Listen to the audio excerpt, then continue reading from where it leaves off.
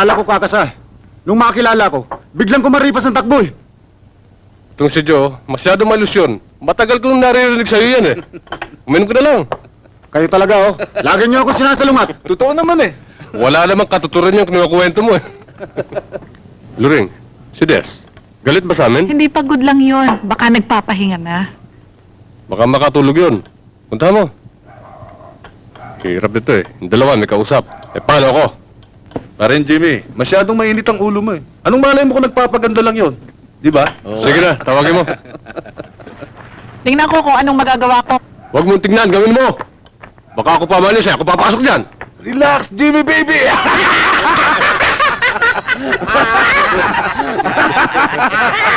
Salbahe talaga ito si paring Jimmy. Oh.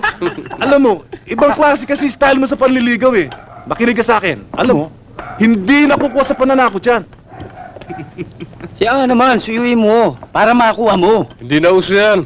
Pasensya na kayo mga kasama. Manyakis to eh. Luz!